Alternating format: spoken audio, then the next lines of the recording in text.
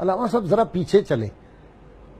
حضرت مولانا فضل خیر آبادی، مولانا کفایت علی کافی، مولانا صدر الدین آزردہ، کیسے کیسے لوگوں نے اپنا خون دیا اس راستے کے پھانسی چڑھ گئے. اسی لیے پاکستان کے لیے میں سمجھتا ہوں کہ یہ ان لوگوں کی قربانیوں کا ثمر ہے. پاکستان جن لوگوں نے بدر میں شرکت کی، احد میں شرکت کی، انہوں نے فتح مکہ نہیں دیکھا، لیکن فتح مکہ کے خاکے کا سارا رنگ بدر اور احد کے شہیدوں کا ہے. تو 1857 کی جنگ آزادی میں جن لوگوں نے قربانیاں دی، یا تحریک پاکستان کے دوران جنہوں نے قربانیاں دیں، اور 1.25 کروڑ لوگ جو گھروں سے نکلے اور وہ پاکستان کی طرف چلے اور وہ پاکستان کی سرحدوں میں داخل نہیں ہو پائے، تو راستے میں شہید کر دیے گئے، کاٹ دیے گئے، کرپانوں کی نوکوں پہ چڑھائے گئے. اپنی آبرو بچانے کے لیے ان بچیوں نے کنویں میں چھلانگیں لگائیں. تو پاکستان کے خاکے میں ان شہیدوں کا رنگ ہے. اگر انہوں نے فتح مکہ نہیں دیکھا، لیکن بدر اور احد کے شہیدوں کا ہی رنگ ہے.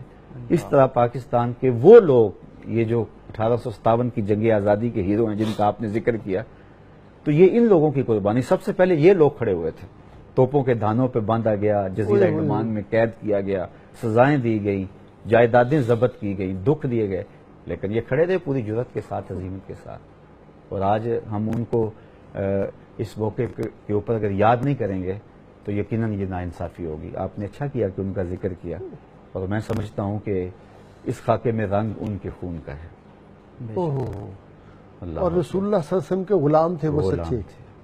علامہ کفایت اللہ کافی جب جاتے ہیں پھانسی پہ چڑھنے کے لیے، تو پھانسی دینے والا کہتا ہے کہ میں نے ایسا روشن چہرہ کبھی کسی کا دیکھا ہی نہیں ہے. جب پھانسی گھاٹ سامنے ہوتا ہے تو بڑوں بڑوں کے کلیجے جو ہے پتے پانی ہو جاتے ہیں، لیکن وہ جو پھانسی کا پھندا قریب آ رہا تھا تو مولانا کے چہرے کی چمک بڑھتی چلی جاتی تھی.